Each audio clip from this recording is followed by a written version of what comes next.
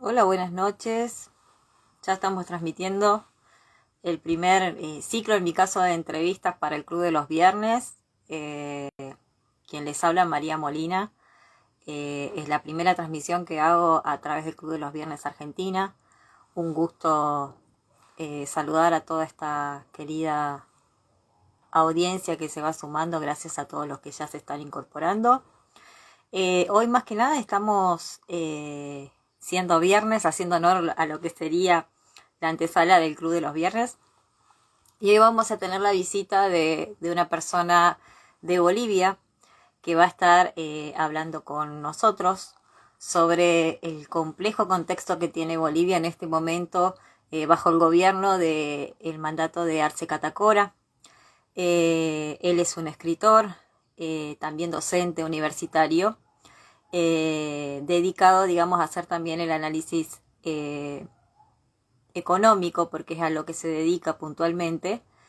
Y bueno, está convocado hoy justamente porque ya hemos realizado varios ciclos, varias entrevistas, hemos participado ambos en varios foros, por lo tanto es un honor volver a tenerlo, compartirlo con ustedes a través de este canal. Eh, Voy a pasarle la invitación, ya que estamos esperando que ingrese Hugo.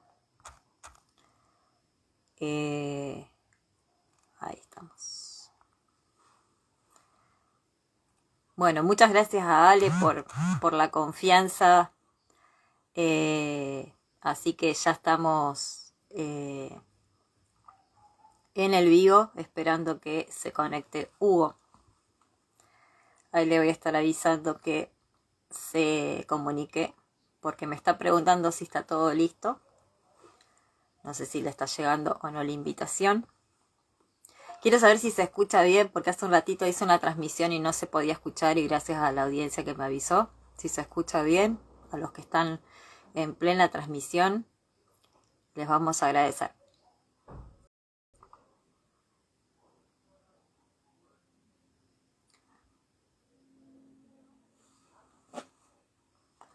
Ahí le voy a avisar nuevamente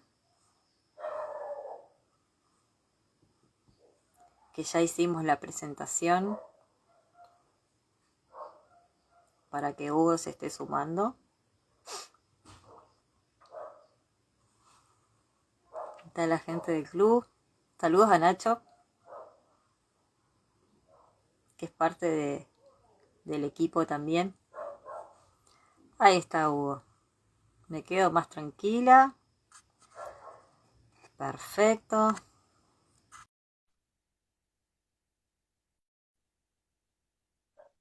Perfecto, gracias Nacho. Sí, ya está. Ya ingresó, gracias a Dios ya ingresó.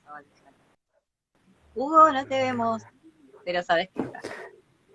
A ver. Hola, hola, dame un segundo que mi cámara se volvió loca. Ok, ahora sí. Está perfecto, Hugo. ¿Cómo estás? Bien, bien. Bueno, debo pedirte una disculpa pública No, por favor. por mi metida de patas. Hubo una confusión de horarios, pero no podía fallarte. Y bueno, estoy saliendo de una afección de salud. Me ha tenido jodido lunes y martes, literalmente mal. Pero bueno, ya mejor. Pasados los 40 vienen los achaques, así que Ni se me pone fea hables, la cosa. ni me Y sí, hables. sí, tú y yo tenemos muchas cosas en común, entre ellas que somos del mismo mes y del mismo año. Exactamente. Ya ahora el público sabe mi edad, Hugo. Gracias a vos. Lo que no vamos a hablar ahora son de nuestras patologías y vamos a pasar a lo que nos convoca. Recién le comentaba a nuestra querida audiencia que parte, digamos, nosotros ya somos como habitué a relacionarnos, porque la verdad que cada vez nos damos cuenta, Hugo, vos en Bolivia, acá en la Argentina, nos pasan las mismas cosas, tenemos los mismos problemas, tenemos los mismos socios en el escenario político. Entonces lo que hace esto es que nosotros estemos más que relacionados, querramos o no, porque todo lo que sucede acá, digamos, repercute también en Bolivia. Lo que tenemos que entender prácticamente, y a la luz de todo lo que hemos hablado de los ciclos, es prácticamente entender que somos parte del mismo plan del narcosocialismo. Bueno, y eso es lo que hoy nos convoca para hablar. Eh, es muy interesante lo que viene sucediendo en Bolivia. Sabíamos que no había llegado Evo Morales, que continúa, digamos, como, a ver, nosotros acá tenemos dos mandatarios, ¿no? En la Argentina tenemos el mismo caso, si analizamos la situación de Cristina Kirchner y el mandato de Alberto Fernández. Y lo tuve que como que pensar demasiado para que no se me confundan todos los Fernández que tenemos en el poder. Y vos estás en la situación que también lo tenés a Evo Morales, también muy cerca de lo que sería el poder, pero el que supuestamente gobierna es Arce Catacora. ¿Qué es lo que está pasando con esta crisis institucional o esta debacle que se viene manifestando? Eso es lo que nos convoca a hablar hoy, Hugo. Mira, lo has dado, parecería que estás viviendo acá y estás al otro lado de la Argentina, pero es que el fenómeno es el mismo, ¿ya? A ver, un médico te va a decir que es un resfriado por determinadas características aquí o en, no sé, pues en la China. Es lo mismo. Estamos sujetos atrapados, víctimas, lo que quieras llamarlo, de la misma enfermedad llamada socialismo del siglo XXI, que esencialmente, y yo alguna vez lo puse en internet, es la mezcla de narcotráfico, ¿no? Mucho narcotráfico, que de ahí viene la fuente de dinero, gobiernos totalitarios, ya, y una red internacional de crimen organizado. Eso es esencialmente el socialismo del siglo XXI. La diferencia de hoy es que están usando el narcotráfico para financiar y sostenerse en el poder, y entonces tienen, en todos los países donde están estos tipos, tienen a los narcotraficantes en la policía o dirigiendo instituciones del Estado. Aquí en Bolivia ha habido casos donde generales de la policía ocupaban al mismo tiempo el cargo de lucha contra el narcotráfico, pero eran parte de una red de narcotraficantes, ¿no? Una dualidad de funciones en términos chistosos, diríamos.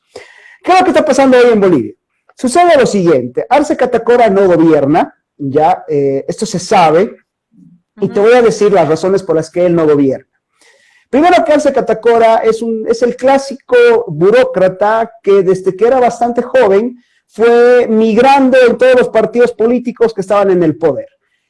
Su primera gestión de funcionario público la tiene a mediados de los 80 bajo el gobierno del doctor Víctor Paz Extensoro, un gobierno que estabilizó la economía boliviana en tan solo 25 días, ¿no? Con un plan de desarrollo económico bastante agresivo y que frenó la hiperinflación en la que mi país estaba ingresando esa época. Luego vino la gestión de Jaime Paz Zamora, luego la de Gonzalo Sánchez de Lozada, la del general Banzer, la de Tuto Quiroga, porque el general Banzer muere y Tuto Quiroga lo reemplaza en el cargo porque era su vicepresidente. Viene nuevamente la gestión de Evo Morales, perdón, la de Gonzalo Sánchez de Lozada. La gestión de Gonzalo Sánchez de Lozada, se da el golpe de Estado que organiza Evo Morales el año 2003, tumban a este presidente, instalan el socialismo del siglo XXI, pero este señor siguió en todas las gestiones. O sea, es el típico camaleón que cuando había que ser rojo era rojo, que cuando había que ser amarillo era amarillo. Entonces, si mañana se pone, no sé, otro partido, también lo haría. Entonces, él nunca tuvo una base política, ya, y su perfil siempre fue de obedecer. Él llega al Ministerio de Economía con Evo Morales, y lo que hacía con el gobierno de Evo Morales era satisfacerle el ego a Evo Morales. ¿Cómo? Inflándole las estadísticas de la economía.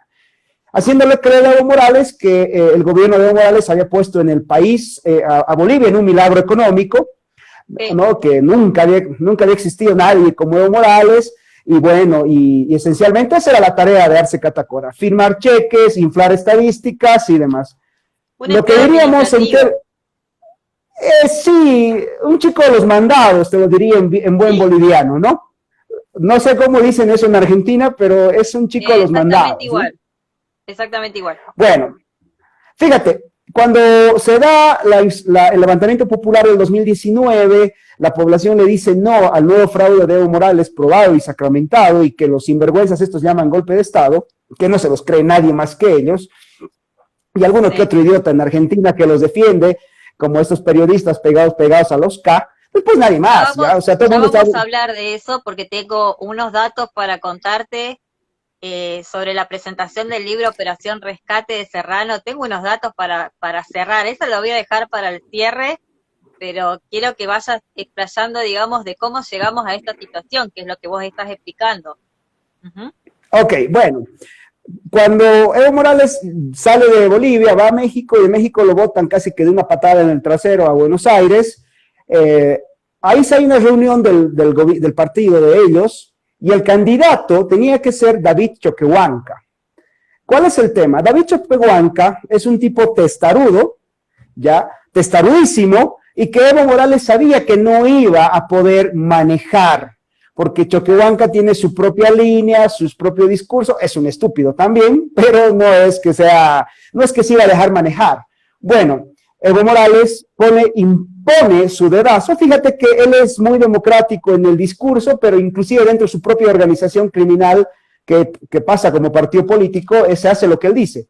Pone de candidato a presidente a Arce Catacora porque sabía que Arce Catacora lo podía manejar a su gusto. Bueno, Arce Catacora llega al poder y eso es esencialmente lo que está pasando.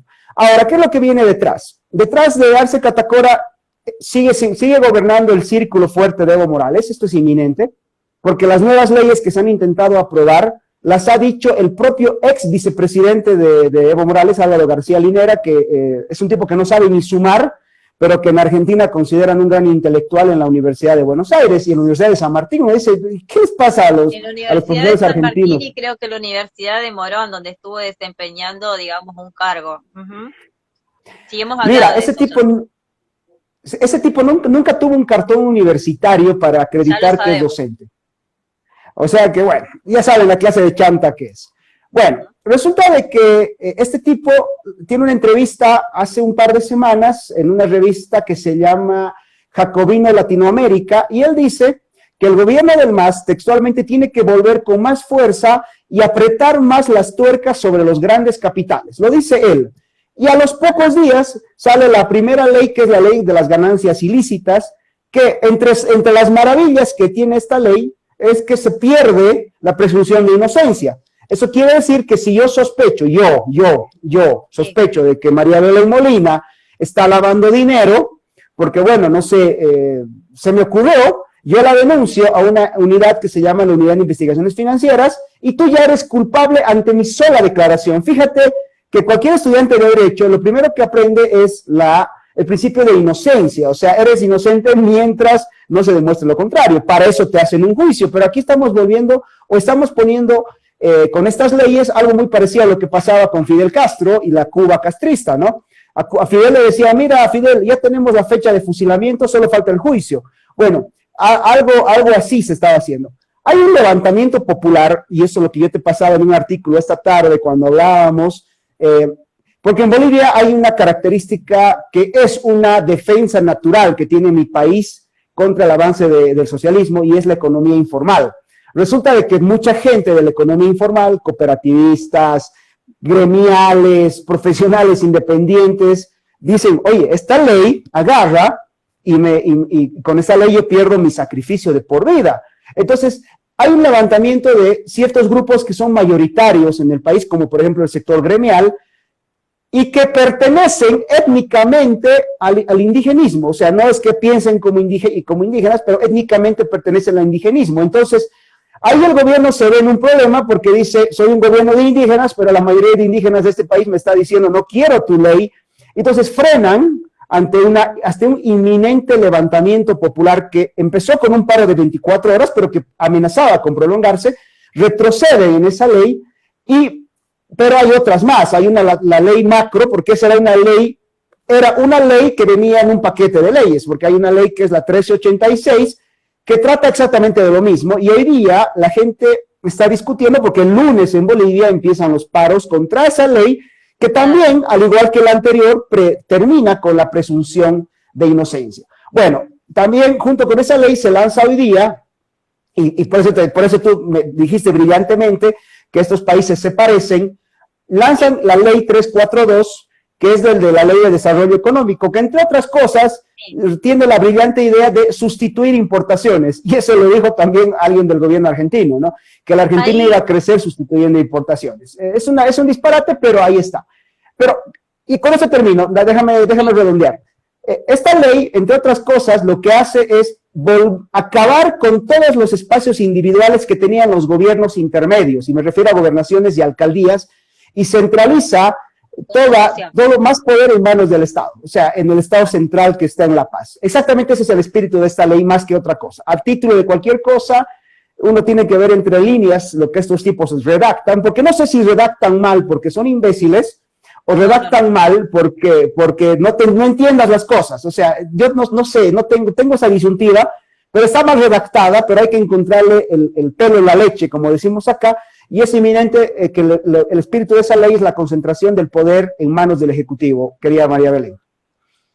Sí, lo que yo estuve revisando, digamos, de los artículos que vos me pudiste compartir hasta ahora, yo quería que vos hablaras, porque vos te dedicás, digamos, a analizar lo que serían los datos económicos, te dedicás, digamos, a lo que sería esto. Y yo cuando empecé a leer el efecto de la nacionalización, la verdad que me quedé totalmente sorprendida, y hasta ahí nomás, porque lo que yo veía, ¿no?, es que anteriormente, digamos, Arte Catacora había dicho o se había presentado como que este gobierno quedaba, digamos, muy bien posicionado económicamente.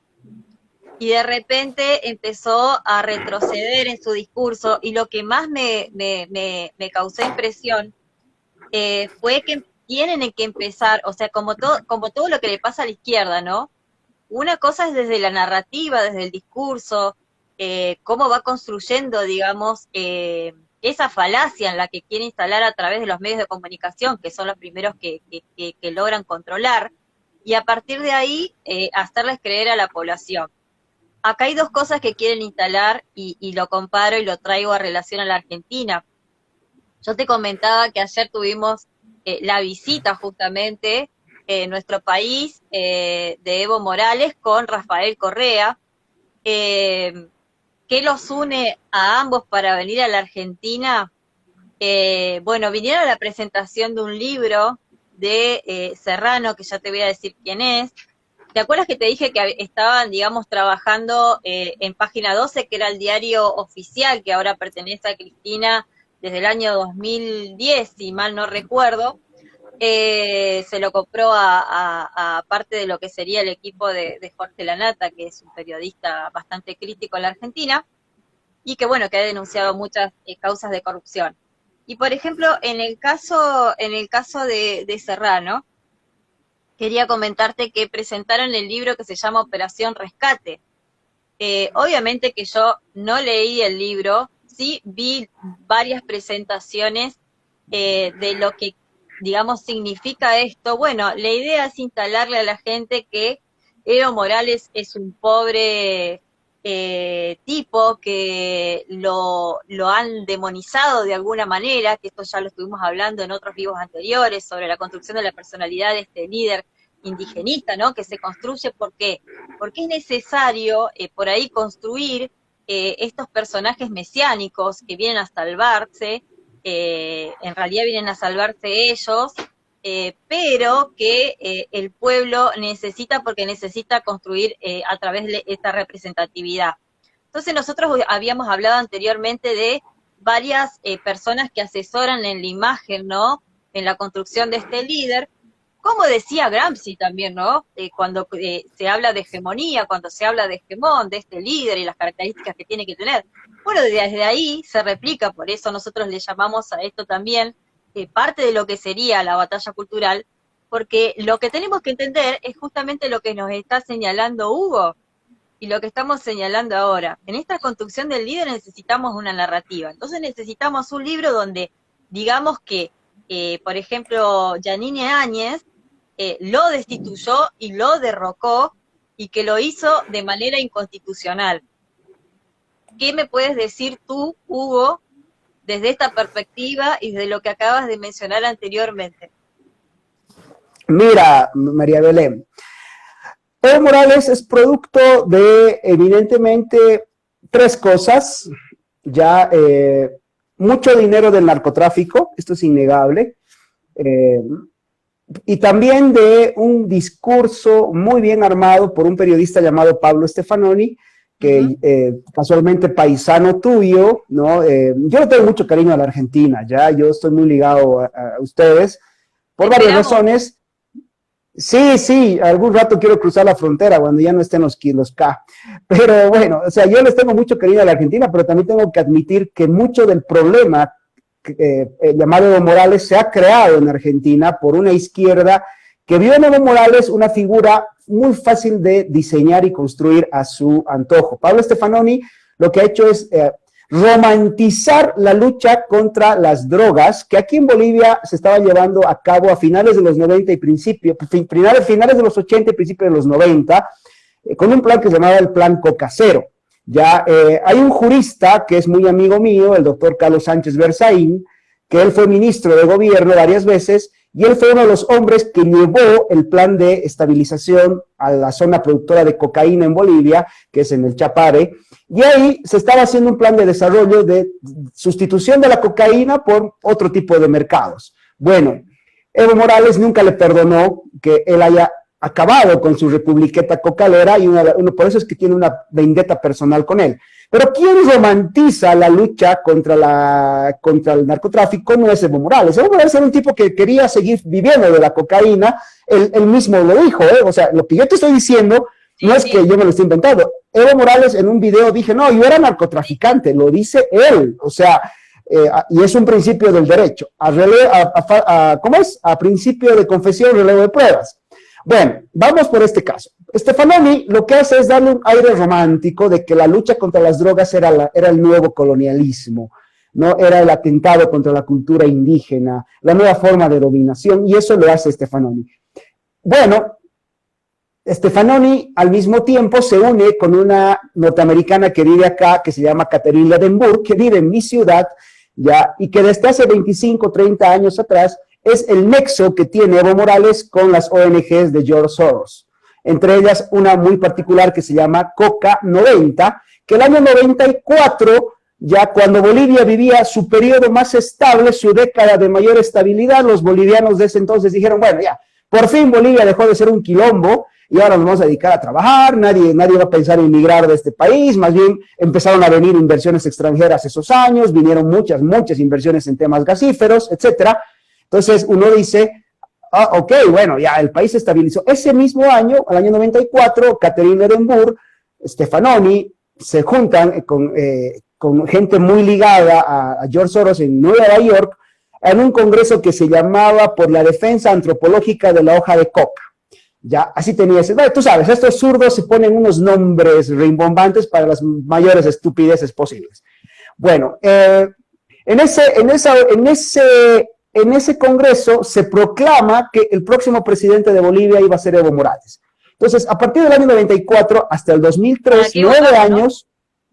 Sí, claro, ya no había sentido votar. Entonces, a partir de ese año, para hasta el 2003, es que Evo Morales empieza a conspirar con mucha más fuerza, tumba gobiernos democráticos a partir de una estrategia de foquismo en las calles y búsqueda de la muerte de sus propios partidarios.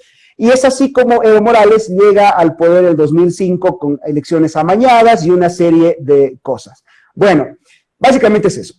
Una de las cosas que hace Evo Morales el año 2005 es apropiarse de la renta gasífera, con lo que tú me hablabas del gas, y lo presenta al mundo como su mayor hazaña económica. ¿Qué es lo que sucede?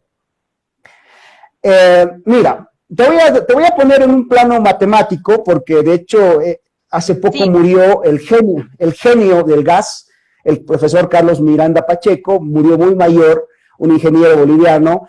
Mira, Bolivia, de la capacidad, de los 100 pozos que tiene para explotar, Bolivia simplemente explotó 12. El problema fue que la ley de nacionalización en Bolivia lo que hizo fue ahuyentar la inversión privada. De esos 12 pozos que se explotaron, del 12% de la capacidad de explotación del petróleo, del gas boliviano, jamás se hizo nunca una reinversión en exploración, una reinversión en mayores pozos, ni nada. Se quedaron con esos 12. Al día de hoy ya no existen más porque son pozos que se vienen explotando hace 20 años. ¿Qué es lo que pasa? Fíjate, el gobierno de Argentina, socio del gobierno de Bolivia, hoy anuncia que posiblemente le meta sanciones legales porque Bolivia ya no le está enviando la suficiente cantidad de gas. Es más, hace 2 semanas, Yacimientos pidió a los bolivianos que dejen de consumir gas porque hay que ahorrar. O sea, en realidad la nacionalización fue como todo lo que tocan estos tipos, un auténtico fracaso. El Estado. Exactamente. Sí, yo tenía preguntas con respecto a eso, por ejemplo, porque yo estuve viendo, por ejemplo, hablando más que nada con amigos que están en el exterior, ¿no? Y tenía una amiga que me dice, no tenía ni idea, porque acá la gente está haciendo previsión para 40 días de no vamos a tener agua, no vamos a tener luz. Me dice, se viene todo un plan, digamos, de ahorro, de minimizar todo. Yo no sabía nada. Me dice, ¿vos sabías algo? Y yo me empecé a reír y le dije, yo desde acá me río, porque en realidad me río hasta de los títulos que te voy a terminar leyendo en un ratito para que vos lo tengas en cuenta con esto que me estabas comentando. Pero, por ejemplo, estaba revisando recién que Alemania va a tener que comprarle y arreglar, digamos, todo ese desabastecimiento del plan del gas para poder, digamos, sostenerse y para poder continuar con Rusia. Y ahí ya tenemos el primer, digamos, blanqueo de lo que sería el bloque económico. Esto lo estuve revisando en fuentes calificadas como ámbito financiero, por ejemplo, hoy, que me dediqué a leer un poco sobre eso. Y Argentina, por ejemplo, me reía porque dicen que Argentina no va a tener problemas con respecto a esto. En realidad la Argentina no es un gobierno que haga previsión de nada.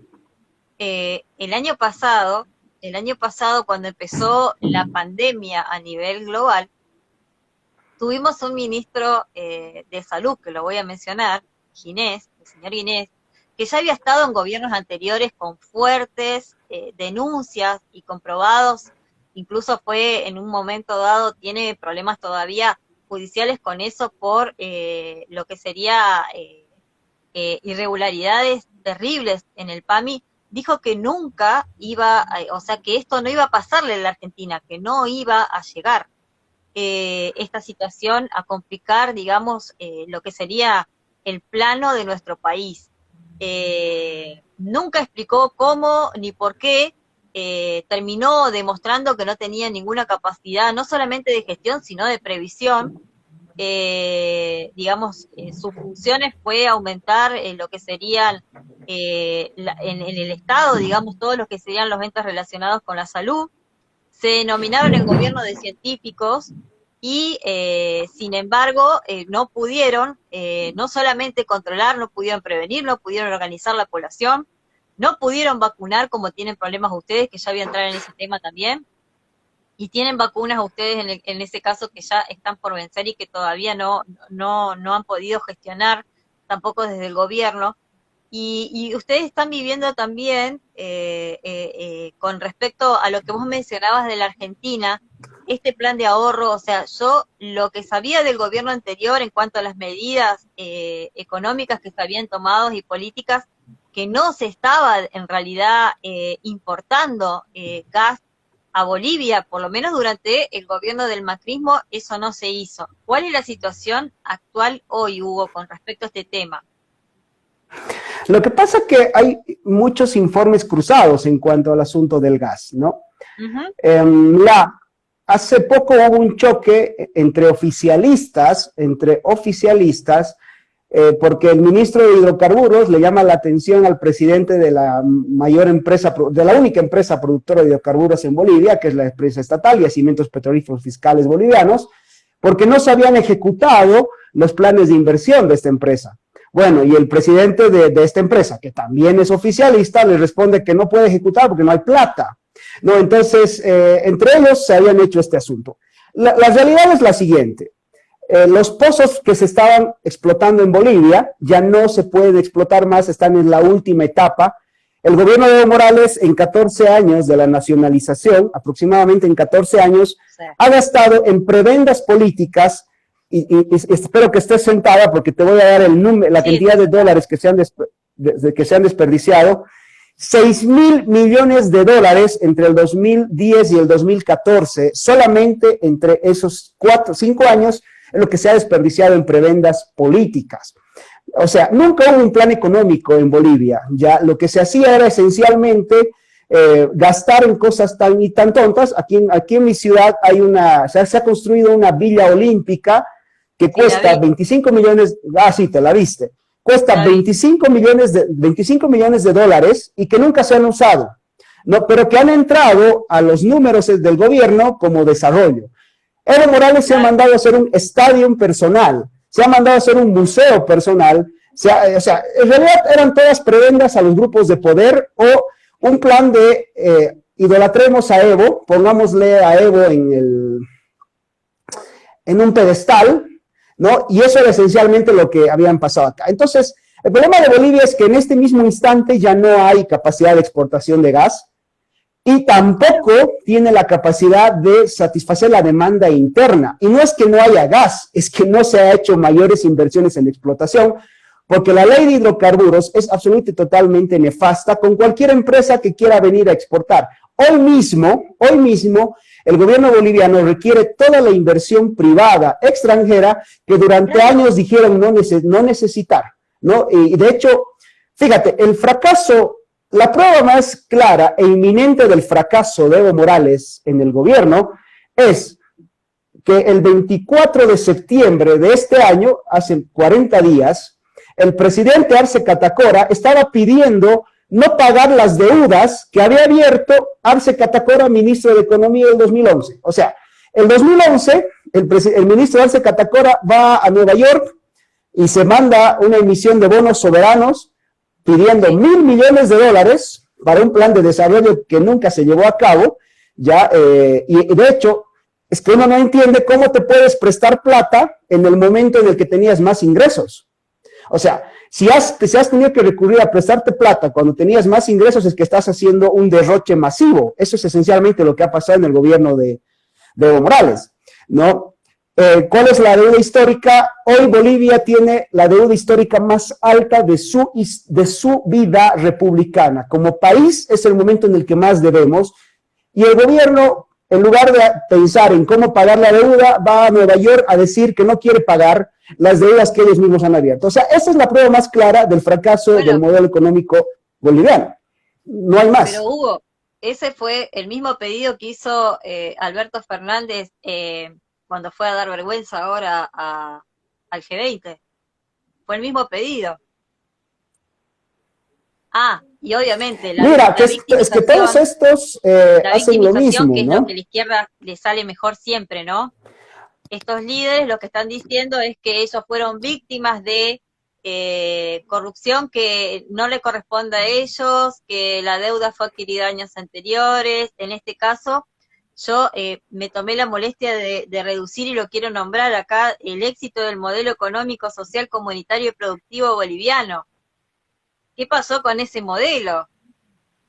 Es que no era un modelo, o sea, ellos le pusieron ese nombre, en realidad era lo siguiente: el Estado comprando favores políticos, ya, y gastando a manos llenas, dando subsidios y esencialmente destruyendo el aparato de producción privada. Eso es lo que ha significado el modelo de producción de Arce Catacora, ya, que no es nada más que la repetición del viejo keynesianismo. En este momento, Bolivia tiene déficit fiscal acumulado por 8 años consecutivos, vamos rumbo al 9, y la deuda externa más alta de su historia. O sea, nunca se había llegado a ver tanto. Entonces, esos dos indicadores nada más te prueban de que el gobierno no tuvo un éxito. Fíjate, hace tan solo 6 meses, Arce Catacora hablaba de que iba a volver a pedir un crédito ya no de $1.000 millones,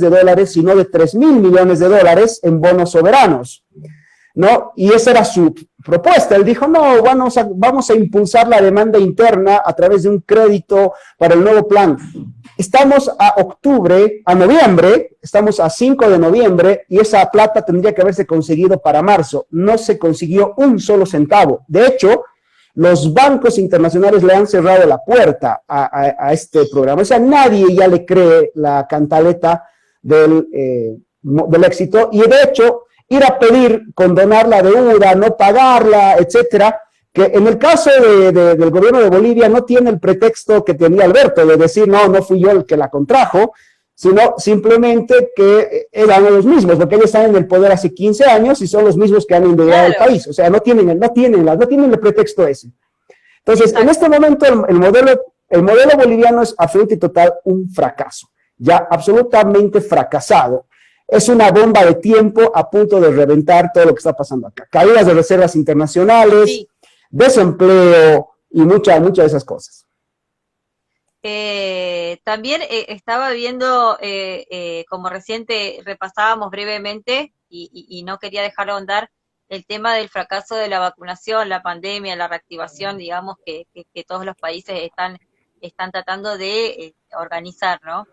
Hay algo que yo te quería consultar y no quería dejar de mencionar. Vos recién mencionabas que parte de los problemas relacionados con lo que ya nos hemos dedicado a hacer en ciclos anteriores, estos análisis, estos conversatorios para tratar de entender por qué, digamos, nosotros decimos y somos enfáticos en decir también el tema de los narcoestados, los narcosocialismos. Acá encontré un dato que me llamó mucho la atención, porque nosotros tenemos un funcionario que está como ministro de Seguridad, que pareciera que también replicaron el mismo modelo, que es, ya te digo, el nombre René Sandivia, ¿puede ser? Un general de la policía. Sí. René Sanabria. Sanabria, perdón, sí. Sí, el general René Sanabria. Él estuvo preso en Estados Unidos. Mira, él tenía el cargo de... Bueno, acá le dicen el zar antidrogas en términos, digamos, no sé, de calle, ¿no? Pero su cargo era la Dirección Nacional de Lucha contra el Narcotráfico. En Estados Unidos se le dice a Bolivia el santuario del narcosocialismo. Es que somos el santuario del narcosocialismo. Bueno, ya, eso quiero mira, que más o menos nos puedas explicar por qué. Este es un libro muy bueno, ya, y te voy a dar algunos datos. Sí. ¿Por qué Estados Unidos y algunos otros países catalogan a Bolivia como un narcoestado? Narcoestado es aquel país donde las instituciones del Estado están copadas y las cabezas de esas instituciones por personal perteneciente al narcotráfico y que usa esas instituciones para beneficio propio. Eso es esencialmente como definen en Estados Unidos un narcoestado. ¿Qué es lo que pasa? El general René Sanabria, él era la cabeza de la organización antinarcotráfico más grande del país en la gestión de Evo Morales. Y él tenía un grupo de policías a cargo de otras instituciones más pequeñas, ¿no? Como por ejemplo la unidad de investigación criminal, etcétera.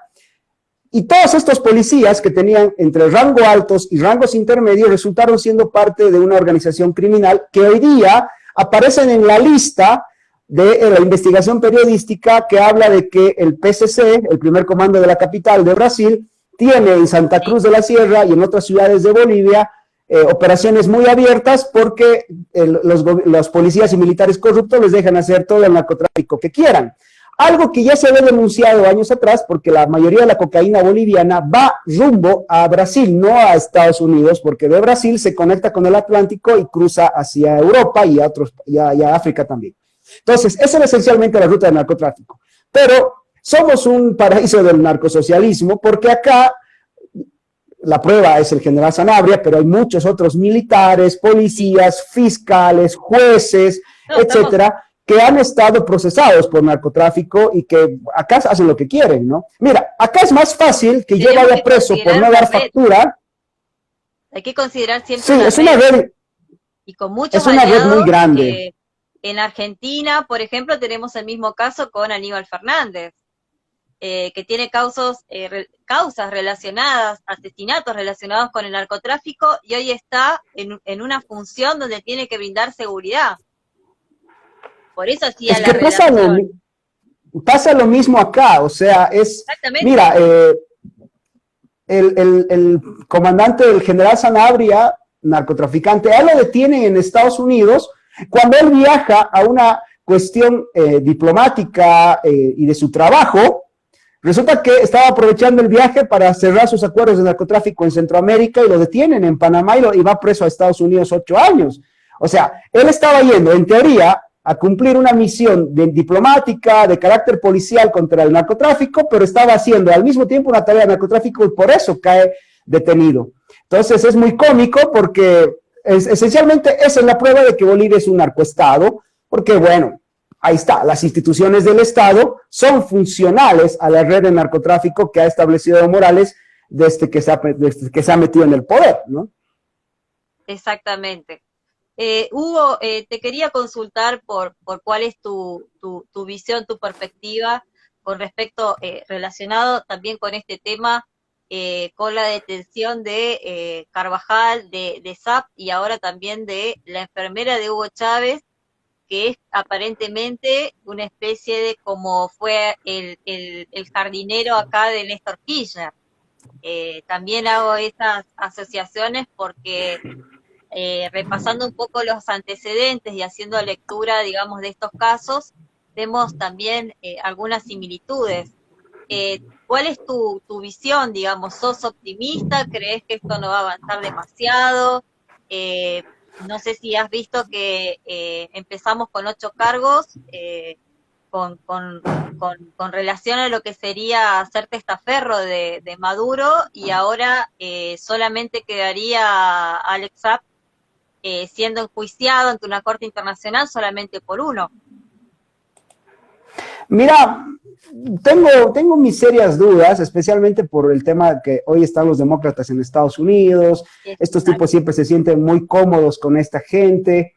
Mira, cuando el pueblo boliviano logra vencer el 2009 a todo lo que había hecho Evo Morales, a su fraude, el primero que le da apoyo, fíjate, no fue ni siquiera un presidente latinoamericano, fue Bernie Sanders, el primero en manifestarse, en decir que él apoyaba a Evo Morales. De hecho, el propio Evo se refiere a Bernie Sanders como su hermano de lucha, ¿no? Y entonces dudo mucho que algo vaya a pasar. Uh-huh. Hay gente que me dice que la justicia americana es independiente, Uh-huh. no lo Sí, es lo que más he dudo, escuchado. pero bueno, hay ciertas señales que me dicen que no, lo que tú me decías de la reducción de cargos y todo esto. Ah, Pero es que, aparte de la reducción de cargos también, ya estamos hablando de correr el emplazamiento del juicio. O sea, eh, a mí me hizo mucho ruido ya el primer día donde se montó todo este show, ¿no? De la detención, de verlo, digamos, vestido de la manera en que se lo vio, automáticamente o en paralelo. En una plaza central de Venezuela teníamos a la mujer de ella, porque no sabe lo que es Venezuela. No hay absolutamente nada, nada está funcionando, tienen la visita de un fiscal también, que es Karin, que no está haciendo nada, digamos, no está escuchando las demandas del pueblo, y sí salió a decirle que él no viene a sugerirle nada al señor Maduro, que simplemente viene a emplazar, digamos, y a comunicar de alguna manera, pero bueno, siendo muy moderado. No se va a conseguir absolutamente nada. Te comento que están haciendo murales, eh, tremendos murales que alcancé a ver en Venezuela, en varios lugares y puntos estratégicos, en las ciudades más importantes, en apoyo a Alexa. bueno, Y su esposa también, obviamente, su segunda esposa, también ha salido a los medios muy compungida a llorar, digamos, porque ya han perdido muchísimas propiedades, y bueno, y ella obviamente tiene que quedarse ahora por esta cuestión de, de, de estar, digamos, enjuiciados, no puede, digamos, estar dando su gran gira en Europa como ha hecho siempre. O sea que en realidad les duele no poder vivir como vive el 1% de la población venezolana, mientras el resto se está cagando de hambre. O sea, básicamente pasa lo mismo acá. Mira, hay otra cosa, no sé si tú te enteraste del escándalo que tuvimos hace no más de una semana con Paraguay, cuando el embajador boliviano, que de paso de diplomacia no tiene la más mínima idea, su trabajo es... Los nuestros tampoco acá, ¿eh? Los nuestros tampoco, Sí, esta es una red parece de que fueron a la payasos misma también. escuela. Sí, o en realidad no fueron a la escuela, se fugaron juntos de la escuela, algo así. Sí, acá se le Podríamos... dice cuando te haces la rata, que te vas de, no sé cómo se le dice allá, pero acá se le dice la chupina o la rata, cuando haces que vas a la Sí, escuela, pero en realidad te vas a otro lado o te escapas tú con tus compañeros. Bueno, me da la impresión de que se cumple lo mismo acá en ese sentido, hasta en ese sentido. sí, bueno, acá le decimos se chachó, ¿no? Es que es eso lo que tú me dices, que sales de tu casa en rumbo a la escuela, pero nunca llegas porque te Una vas a otro simulación. lado. Sí, sí. Bueno, pasa lo mismo. Bueno, este tipo resulta de que es un ex narcotraficante, estuvo preso por narcotráfico varios años.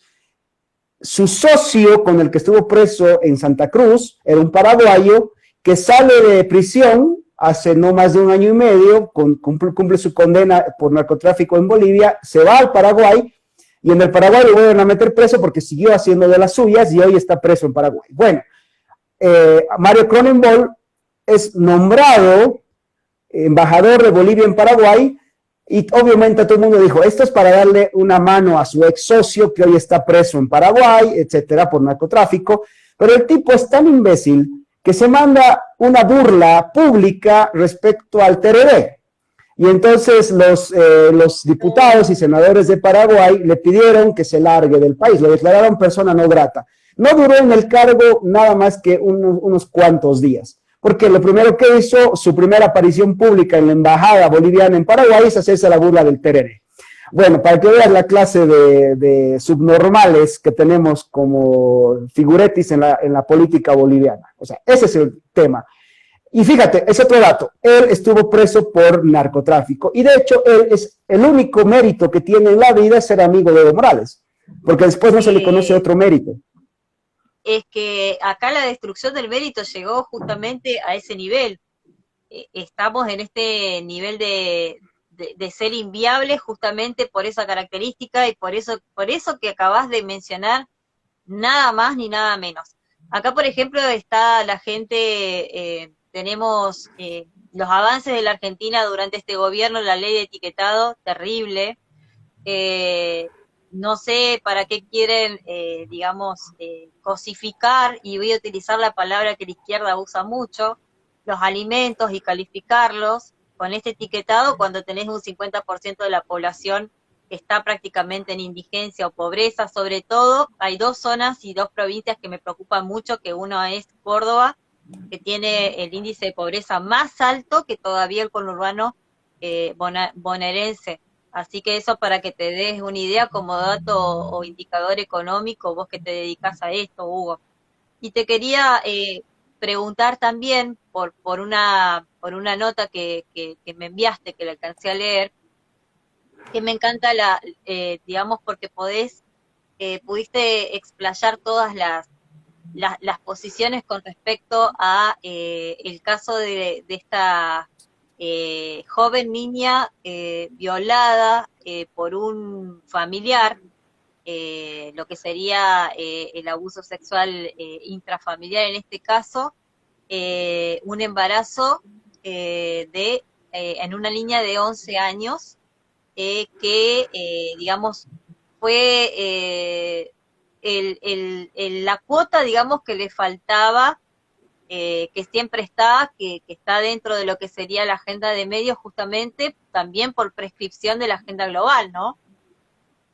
Del aborto. Mira, el tema aborto, tú dices el contexto de Maravilla, es una chica que fue violada por el abuelastro, digamos, vivían en una sola casa, es una niña de 11 años, ya. Ella tiene un embarazo que va rumbo al 7º mes, ni siquiera al 6º, o sea, va al 7º mes, ya. Y hay una norma acá de estas que dicen que en caso de violación se podrá practicar el aborto. No dice que se deberá, ¿no? La norma dice que se podrá. Bueno, la niña, con apoyo de su madre, decidieron que el embarazo concluya. 2 juntas médicas diferentes dijeron que ella está bien de salud y que el niño también. La mamá pidió que su nieto, así se producto una violación, nazca, y la niña dijo, bueno, sí, yo también, o sea, nunca hubo un pedido expreso de nadie de la familia, ni de la abuela, ni de la madre, ni de la niña, o sea, nunca, ¿ya? Pero ahí se mete la defensoría y dice, no, que tiene que abortar. Entonces, ¿qué es lo que pasa? Fíjate, era mi cuerpo, mi decisión. Pero un ratito, yo decidí no abortar y ahí no te gusta, claro, mi cuerpo, mi decisión. Ahí no le sirve el manual. Entonces ahí hay que aplicar. Y fíjate que llegaron al extremo de secuestrar a la niña de su familia, separar a la niña de su familia por una orden judicial. Entonces yo escribí algo que se llamaba el Estado contra la niñez boliviana, porque en este momento, en lugar de perseguir al violador con todo lo que deberían hacer, están persiguiendo a la niña y a la familia de la niña por haberse negado a practicar el aborto, que de paso, a la altura que está el bebé, sería un embarazo, un parto prematuro y dejar morir a la criatura sin auxilio. Eso es a lo que están apuntando. O sea, y lo han dicho varios médicos. O sea, en el momento en el que se encuentra la niña, es un parto prematuro y habría que dejar morir a la criatura. De hecho, yo tengo entendido, no estoy seguro, es simplemente un comentario, porque de esto no ha salido la noticia, de que la abuela del niño por nacer ya le puso nombre, se va a llamar José María, ¿no? Entonces, nunca se metió la iglesia, jamás, no hubo tal. Lo que hizo la iglesia, nunca se metió. Iba a preguntar, porque una de las descalificaciones tiene que ver, hay 2 descalificaciones, y una es justamente hacia el sector, digamos, de la fe. Exactamente, ¿puedes explicar o ampliar eso para que quede claro que en realidad cuando pasan estas situaciones, que en la Argentina ya la hemos vivido, acá creo que hubo en Salta, no me acuerdo, o si en Tucumán, un caso muy parecido al que estás mencionando, y justamente se salió a condenar lo mismo que me estás diciendo, por eso es siempre las comparaciones que hago, porque no me estás contando nada que no hayamos vivido acá en la Argentina también. Y me llamó mucho la atención este caso y yo dije, otra cosa más que le sirve justamente para darle crédito. Mira, la iglesia nunca se metió. La iglesia aparece cuando ya la madre, la niña y alguna familia cercana de ellos decidieron no practicar el aborto y le dijeron no a la gente, porque fíjate, en Bolivia, en cada hospital hay un letrero y hay una representante de las defensorías de la mujer, o sea, hay una abogada que lo que hace es firmar, y están ellas antes que la iglesia en el hospital, ¿okay? O sea que nunca fue que la iglesia llegó y mentira, ¿ya? Lo que pide la madre es que la iglesia le ayude con una casa de acogida. Lo que hace la iglesia es darle a la niña una casa de acogida. Nunca se metió, y de hecho el caso se hace público no porque la iglesia lo pide, sino porque la misma gente de la defensoría empieza a pedir que se aplique la ley. Pero es que muchos abogados constitucionalistas dicen se podrá, no dice deberá. O sea, entre podrá y deberá hay una cuestión clave que es la elección. Y aquí la familia de la niña en completo dicen, bueno, no, o sea, estamos hablando de un embarazo de casi 7 meses, no es posible, hay médicos que dicen que no. Entonces, hay médicos que han hecho lo que tienen que hacer, salvar 2 vidas, ¿no? En lugar de matar a un ser humano y salvar 2 vidas. Bueno, se está aplicando todo el manual y a mí lo que me preocupa es que la gente de mi país, sin noticias, guiándose por temas amarillistas, empieza a lanzar argumentos de uno y otro lado sin medir las consecuencias. Bueno, aquí lo que está pasando, María Belén, es que hay 2 instituciones muy metidas, entre ellas la Agencia de Cooperación Española, que es una de las mayores promotoras del género en Bolivia, de la ideología de género en Bolivia, entre ellas el paquete del aborto, y otra que se llama IPAS, que le han puesto plata a esta oficina de la Defensoría, entre comillas, la Defensoría del Pueblo, que en realidad no defiende al pueblo, sino que está imponiendo una agenda que viene con muchos dólares de afuera, ¿no? Esencialmente, prueba clara de que las instituciones han sido totalmente penetradas por ideologías externas y por dineros externos y que hoy se guían por un manual, no cumplen ninguna función de defensa del pueblo. Bueno, nosotros hemos creado una línea en Facebook, en Twitter, perdón, que se llama Defensoría Asesina, una tendencia, hemos pedido que se etiqueten mucha gente, de paso Mamela Fialó también nos ayudó en este tema, y bueno, y de paso, si, no sé, creo que tú no estás en Twitter, pero si se podría a través de redes. No, pero el Club de los Viernes sí. El Club de los Viernes está en Twitter, así que tranquilamente lo podemos también ahí aplicar.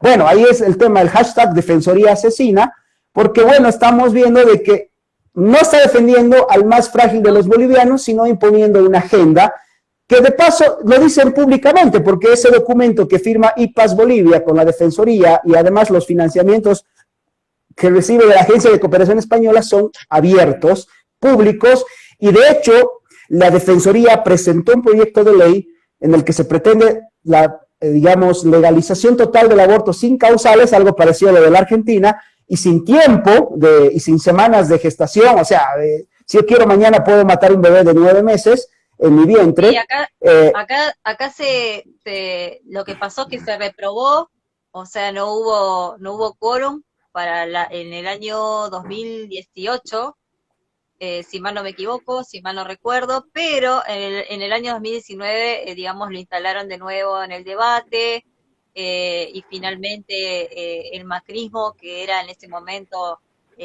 uno de los motores que lo llevó, digamos, a la presidencia, justamente a haberse puesto en un discurso pro vida, terminó por marketing político, te diría.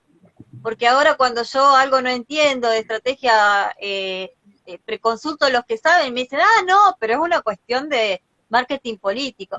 Mira vos, o sea, y se creen que la gente es tan idiota que se va a llevar por un eslogan y por un marketing político cuando esto queda bajo archivo, lo que vos decís y lo que no. O sea, si no hay una coherencia entre lo que vos decís y lo que vos hacés, es como que no vas a llegar muy lejos. Y aparte, menos cuando estás en plena campaña política. Así que eso me parece subestimar realmente al votante, no solamente estafarlo moralmente y espiritualmente. Así que todos aquellos que están haciendo, o sea, se presentan en los medios con un debate y por detrás vemos que están haciendo videos donde están promoviendo justamente esta agenda, bueno, empiecen a abrir los ojos y empiecen a ver realmente las propuestas, no quién gana un debate, ¿no? Sino que realmente cuáles son las propuestas contundentes, porque acá estamos también en carrera electoral y también en un proceso, entiendo yo, y esto es a modo editorial, de una construcción por primera vez en la Argentina, un escenario que nunca tuvo, con ideas que están bastante lejos de lo que sería el kirchnerismo, gracias a Dios, y esto me hago cargo yo de lo que digo, porque es momento de un cambio para nosotros, y aquellos que en un momento dijeron que eran el cambio, ya nos han demostrado que, bueno, que era un eslogan más de marketing político, y que finalmente esto no prosperó. Hay una consulta que yo te quería hacerte, Hugo, con respecto a, vos mencionabas recién, ¿no? Y lo hemos hablado en otros vivos también. Evo Morales tiene juicios por pedofilia. El caso que vos estás mencionando de esta niña, desgraciadamente, también tiene que ver con un abuso sexual, con el producto, digamos, de esa violación, que hoy ella lo está llevando con mucha dignidad por lo que vos nos acabás de comentar. ¿En qué quedó, digamos, todas esas denuncias comprobados también? Porque en la Argentina Evo Morales estuvo de refugiado 4 meses y se conocen 2 personas que estuvieron visitando a Evo Morales, que, bueno, ya no son menores de edad, porque ya son, digamos, un poco más grandes, pero sabemos que son relaciones no con una niña, no con un adolescente, sino con varios. Hay varios antecedentes de Evo Morales justamente con esto. ¿Querés comentarnos un poquito para la audiencia que todavía no conoce esta situación? Mira, es que voy a marcarte digamos, un panorama. Hay un pedófilo mayor, Evo Morales, pero hay varios en su entorno. Voy a empezar por el mayor y te voy a decir qué es lo que han hecho jueces feministas con pedófilos ligados a Evo Morales hace no mucho. Bueno, Evo Morales, de su propia boca, porque hay una característica de estos tipos, ¿ya? La mentira los sobrepasa y acaban diciendo verdades porque ya no las pueden contener. O sea, como no pueden con sus egos, acaban diciendo. Él estaba en una entrevista en Argentina el año 2018 o 2019, era el periodo en el que él estaba incendiando el país con su postulación ilegal a una nueva candidatura presidencial, cuando se modifica la Constitución a su antojo, etcétera. Bueno, ¿qué es lo que pasa? En esta entrevista, uno de estos periodistas argentinos, bueno, no le vamos a llamar periodistas, le vamos a llamar empleados de los Kirchner para que figuran o que parecen o que juegan al periodismo. Bueno, este tipo le hace una entrevista a Evo Morales, de estas entrevistas donde básicamente se agachan, ¿no? Y es un tema de decir que usted es un semidios. Bueno, en parte de la entrevista, Evo Morales dice: yo cuando voy a un pueblo, las quinceañeras, las jovencitas, se me acercan y me dicen: Evo, quiero que tú me hagas un hijo, ¿no? ¿Y por qué? Porque tú eres el hombre más brillante de Bolivia y quiero tener un hijo para el presidente de Bolivia, para el mejor, y no necesito ni que lo reconozcas. Y entonces yo tengo que cumplir, porque Evo cumple, ¿no? Entonces, lo dice él de su boca. Extrañamente, esa entrevista ha desaparecido cuando los casos de pedofilia han empezado a hacerse públicos en el país. Hay una líder indígena, la profesora Gavina Condori, que es la que le inicia un juicio de pedofilia por 11 niñas, de las que ella tenía los testimonios de este tema. Bueno, no prosperaron porque la justicia en Bolivia es absoluta y totalmente corrupta. Pedófilo mayor. Sí. Vamos a los pedófilos menores. 3 de sus hombres fuertes han sido condenados por abusos a menores de edad, uno incluida a su nieta sobrina, o su sobrina nieta, ya. Y resulta de que ahí están en sus casas con medidas sustitutivas y pasándola bien, ¿no? Y tú tienes a gente de la oposición de Bolivia que está pagando 7 meses de cárcel por haber pintado una pared. Entonces, fíjate cómo funciona el sistema judicial en Bolivia. Mira, lo de los 3 hombres fuertes del MAS ligados a pedofilia son gente con condenas, pero que por artimañas judiciales y por presión política hoy están en sus casas. 2 de ellos volviendo a convivir con las menores a las que abusaron. O sea que las feministas hasta ahora no se han manifestado. Y bueno, la anterior semana, el día miércoles, no, esta semana, el día martes, el feriado de Todos Santos, las feministas fueron golpeadas por mujeres indígenas de Bolivia por ir a pintar la iglesia. No sé si lo viste. Bueno, hay una amiga mía que está escribiendo un artículo que se llama No hables por mí, que tiene que ver con ese tema, porque estas feministas en teoría fueron a hablar por todas las mujeres, pero resulta que las que les pegaron fueron mujeres que se cansaron de que les dañen la iglesia, no las dejen trabajar, etcétera. Entonces, está el video ahí donde 2 mujeres indígenas les están pegando a las feministas. O sea que les recomiendo que lo vean. Sí, te lo voy a enviar, yo lo tengo por ahí. Bueno, lo que quieras recomendarnos para lectura, lo podés adjuntar a la página, al Instagram y obviamente para que la gente te pueda conocer. Hugo, ¿dónde podemos también encontrar tus contenidos? Vos estás trabajando, estás escribiendo, comentanos un poquito para ir cerrando, porque ya vamos llevando 1 hora de lo que estamos hablando, así que para ir cerrando. Por miedo a que se nos corte. Mira, yo tengo una página personal, hugovalderrama.com, ¿no?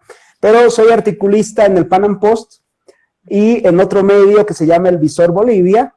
Casualmente yo tengo la columna de los viernes. Estoy armando digamos, un libro con mis columnas de los últimos 3 años que se va a llamar Viernes Conservador, haciendo referencia a que mis columnas salen los viernes, ¿no? Este es un proyecto Bien. que está en Por eso estás camino. en el Club de los Viernes, Hugo.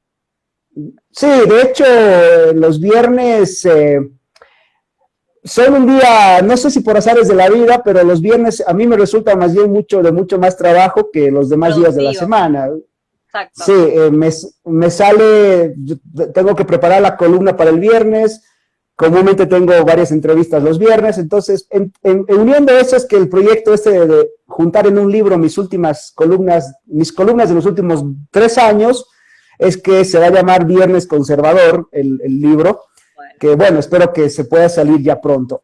Estoy en el Pan Am Post como Hugo Marcelo Valderrama, mi página personal es Hugo Valderrama, en Facebook soy Hugo Marcelo Valderrama, siempre aparece uno que otro insultando por ahí, pero bueno, yo no pierdo el tiempo respondiendo a gente que insulta. ya es Y normal. en Twitter estoy, sí, no, en Twitter estoy como @Hugo Valderrama y en Instagram estoy como @Hugo Valderrama _escritor. Lo de escritor no hace referencia a que yo sea un gran escritor, sino que como lo usaba para escribir, en vez de subir fotos, lo puse por ese Claro. lado. Bueno, esas son mis redes, estimada María Belén. Bueno, muchísimas gracias. Gracias ahí, Horacio, que se acaba también de sumar a nuestra audiencia. Gracias porque siempre nos Horacio acompaña. Giusto. Horacio, qué gusto. Bueno, Hugo, un saludo, Horacio. sí, un gran saludo y bueno, gracias por su sí, a su respuesta positiva para esto que también estoy preparando para el Club de los Viernes, así que lo vamos a tener prontamente. Hugo, quería agradecerte tu tiempo, tu análisis, tu compromiso, porque sabemos que estás, digamos, con algunos problemas de salud, al igual que yo, digamos, y nos sumamos a esto que ya estaba programado y no queríamos dejar de hacer, sobre todo con todo lo que está pasando en Bolivia y que es necesario por ahí visibilizarlo, ya que tenemos medios que obviamente no lo están mostrando, por conveniencia, por complicidad y porque tampoco hacen eco de la realidad, es un poco también construir otra narrativa, entonces por ahí en estos espacios nosotros podemos evidenciar parte de lo que está viviendo, bueno, y ustedes podrán corroborar, ahí Hugo mencionó un montón de fuentes que ustedes pueden ir a corroborar, digamos, con esta realidad que él estuvo comentando del escenario complejo que tiene Bolivia. Así que, bueno, agradecerte tu tiempo y seguramente te vamos a volver a convocar más adelante, ya sea en mis espacios o en este, para poder seguir analizando con vos y todo lo que esté aconteciendo y que también sea necesario mostrar. No, un abrazo, María Belén, grande. No voy a decir la provincia porque siempre la pelo. Entre Así Ríos, que, Entre Ríos. Hasta allá, mira, agradezco tus espacios y bueno, un saludo también a la gente del Club de los Viernes, a los que se han sí, conectado y esperemos que se repita. Lo que falta hoy día en Bolivia es decir la verdad, porque sí, los medios de comunicación en Bolivia, y creo que pasa lo mismo en Argentina, acá también. los medios lo que hacen es divulgar mentiras y creo que lo que debemos hacer es dar nuestro granito de arena, por lo menos diciendo la verdad desde el pequeño espacio que podamos tener. Saludos a todos los que estuvieron ahí presentes, uno especial a mi amigo Horacio Justo y bueno, otro para ti también, querida María Belén. Bueno, muchísimas gracias, Hugo. Yo también quiero agradecer al Club de los Viernes y a los chicos que me estuvieron ayudando hoy para la transmisión, a Maxi, a Bruno, bueno, a Alejandro, que siempre está dispuesto a todas las cosas que se me ocurren y le propongo. Así que muchísimas gracias a todos por la confianza y bueno, gracias a vos, Hugo. Un abrazo enorme y estamos siempre en contacto. Chao, que estén muy bien, un placer, feliz fin de semana. Feliz fin de, gracias a vos también. Adiós.